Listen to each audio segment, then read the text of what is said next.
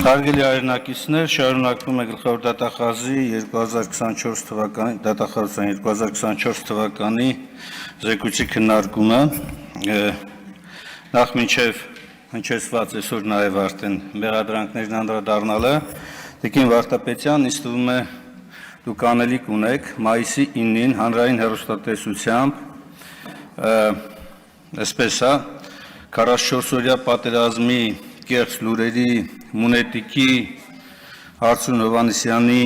հայտարարությունների վերաբերյալ իրականացնել իրավական ուսումնասիրություն եւ գնահատական հնչեցնել հատկապես ուզում եմ շեշտել այս միտքը մարդկության դեմ իրականացրած հանցագործություն կատարած նացիստական Գերմանիայի եւ Հիտլերի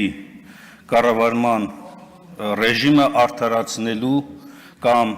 վտանգավորությունը մեղմացնելուն ուղղված գործողություններով եւ այն էլ ոչ ավել ոչ պակաս խեղաթյուրելով ողջ պատմությունը հլմիատել հայերիս էմոցիոնալ ֆոնը բարձրացնելու համար հայտարարում է թե հիտլերյան Գերմանիան անկախ Հայաստան էր ուզում պատմական ընդ որում մեր պատմական Հայաստանն էր ուզում կերտել իսկ հիմա անդրադառնամ հնչեցված մեղադրանքներին ակնհայտ է որ ինչպես դուք եք սիրում ասել դիվահարվում եք երբ որ կոռուպցիայի մասին է խոսք գնում անհասկանալի է իսկապես երբ որ պարզ հարց երբ որ հնչում է ինչ եք անում հրապարակվող տեղեկատվության վերաբերյալ նման բուրըն արձագանք է ստալիչում լինում ավելին եւ երբ որ Նիկոլ Փաշինյանը այս ամբիոնից հրապարակային հայտարարում է եւ նաեւ կրկնում են մի շարք падգամավորներ, որ գյուղը գնում է, պահանջում են նախագաներին նստեցնել։ Անկեղծ ասած, այստեղ նստած եւ ոչ մենակ այստեղ նստած, նաեւ ստեից դուրս այդ երևույթներից հետո քաղաքացիները իզնից էլ պահանջում են, թե ինչու օրինակ օրենսդրական փոփոխություն չեք առաջարկում, բարձրագույն պաշտոնատար անձանց հոգեբուժական բժշկական քննություն անցկացնելու պահանջը դնելու եւ բարբերաբար այդպիսի պահանջով առաջնորդվելու համար։ Հիմա բերեք գնահատենք, որն է ավելի արդար պահանջը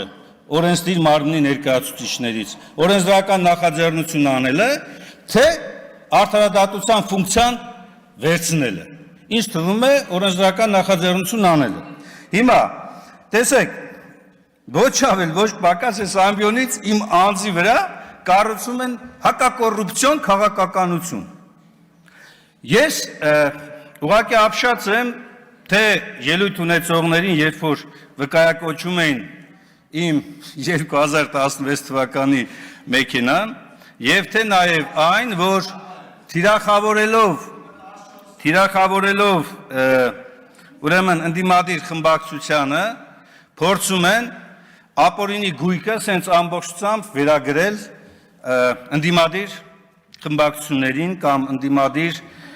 դիրքերից հանդես եկողներին։ Սա այն դեպքում, երբ որ խեղաթյուրելով ճշմարտությունը փորձ է արվում ներկայացնել, թե իբր իրենք հայցվոր կողմ են, այստեղ պատասխանող կողմն է նստած, մի հատ էլ գլխավոր դատախազին մեջ բերում են կատարում։ Ուրեմն դուք վստահ եղեք, դուք պատասխանող կողմ լինելու եք, միանշանակ։ Մենք ոչ թե վիճարկում էինք եւ հայտարարում էինք, որ ոչ մի գույք չպիտի բռնագանձվի, 10 անգամ արդեն այս ամբիոնից ասել եմ ձեզ, ապօրինի գույքը ենթակա է բռնագանձման։ Ապօրինի գույքը ենթակա է բռնագանձման իրավունքի գերակայության սկզբունքին համապատասխան եւ հենց այդ սկզբունքներին համապատասխան Սահմանադրական դատարանը տվել է երկու կարևորագույն ճշգրտում, որը ի դեպ ձեզ էլ պետք է գա հետագայում։ Այդ պաշտոնավարման ընթացքում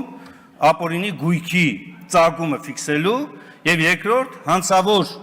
մի շարք հանցագործությունների մասով գույքի ծագումը կապելու տեսակետից։ Հիմա երբ որ խոսվում է այստեղից կոռուպցիոն երևույթների մասին եւ ասվում է անցյալով, ես Տիկին Վարդապետյան կարծում եմ այս միտքը պետք է ընդունել եւ այո միանում եմ այդ պահանջներին, որ այո ապօրինի գույքի բռնագանձումը պետք է իրականացվի, բայց անցյալ կատարյալով նաեւ։ Եվ երբ որ այստեղ վկայակոչվում է ինչ-որ դղյակներ մանումենտում, ես ուզում եմ հարց տալ, իմ այդ դղյակն ումն է, կարող եք ասել, Այն դղյակը, որի մասին ազգային ժողովի նմանակման շենքերի մասին եւ այլն եք ասում, ումն է դա։ Պետությանն է։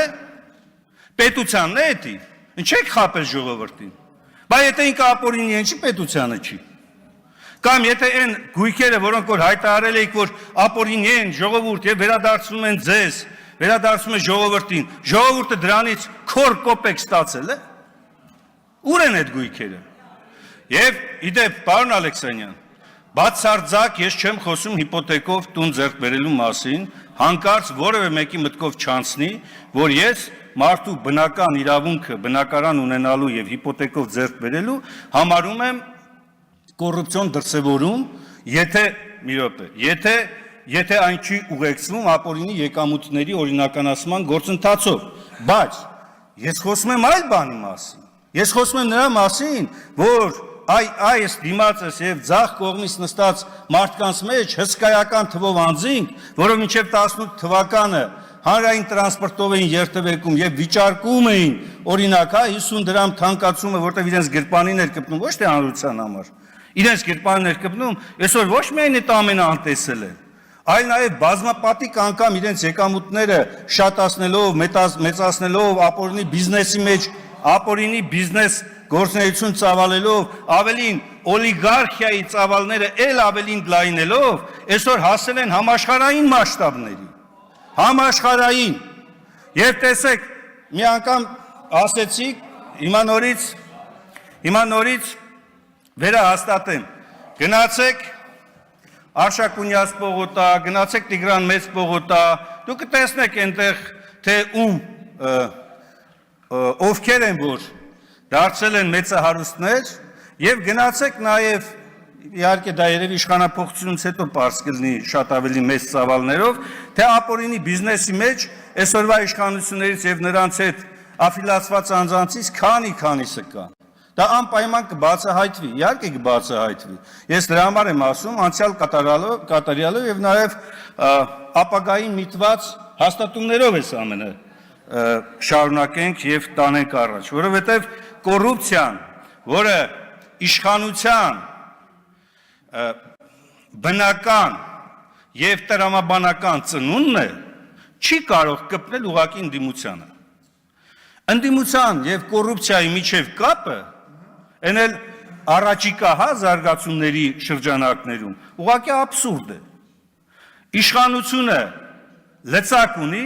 եւ օլիգարխներ աճացնելով ու մեծացնելով, տարածելով եւ իր թևի տակ պահելով մի շարք բարձրաստիճան պաշտոնատար անձանց, օլիգարխիան դառնում է կոռուպցիայի առաջ մղող գործողություն իրականացնող սուբյեկտը։ Եվ երբ որ իշխանապողությունը եղավ, այն ժամանակ պարզվի, թե այստեղ sense նստած հպարտ հայացքներով նայող մարդկանցից քանիսն է որ մաքուր էին, քանիսն է որ այս ամբիոնից կեղծում էին իրականությունը։ Եվ այս ամենը գալիս է հաստատելու մեկ բան. Սիրելի հայրենակիցներ, մենք գործ ունենք մի իշխանության հետ, որը իսկապես տապալել է ամեն ինչ։ Ազգային հարցում ոչնչացրել է մեր ազգային իղձերը։ Այո, հանձնել է Արցախը, ուրացել է Արցախը, հայ ժողովրդին բերել է հսկայական կորուստներ, ավելին թիրախավորում է Արցախն ու արցախցիներին եւ չի խոսում անգամ Արցախի ժողովրդի վերադարձի իրավունքի մասին։ Եվ դրան զուգահեռ հիմա այս իշխանությունը, որը իր, այսպես ասած, կարևոր քայլերից էր համարում ժողովրդավարությունը եւ կոռուպցիայի դեմ պայքարը, ամբողջությամբ թաթախվելով հակաժողովրդավարական գործընթացների մեջ, նաև իրականացնելով կոռուպցիոն հսկայական գործարքներ, տապալել է նաև սա։ Եվ դա է պատճառը, որ այստեղից դիվահարված վարքագիծ է դրսևորում, երբ որ պարզ հարց է տրվում, ինչ է կատարվում այս կոռուպցիոն երևույթների բացահայտման ուղղությամբ։ Լրատվականների մասով, պարոն Ալեքսանյան, ոչ միայն տիրապետում եք շատ մեծ ռեսուրսների, նաև հսկայական ֆեյքերի ֆաբրիկայի, դա ամենօրյա ռեժիմով է գնում, ամենօրյա, ու պատահական չի, որ ցանկացած ելույթ այստեղից ճշմարտությունը բացահայտելու ընդդիմադիր պատգամավորի խոսքը կամ փողոցում կամ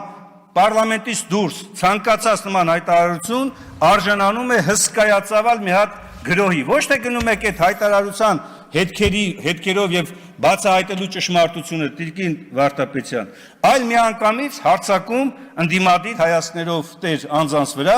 գետնին փռելով, ասֆալտին փռելով եւ քրեակատարողական հիմնարկները լցնելով։ Սա է այս իշխանության իրական կերպարը՝ հակաժողովրդավար եւ հակազգային իշխանություն։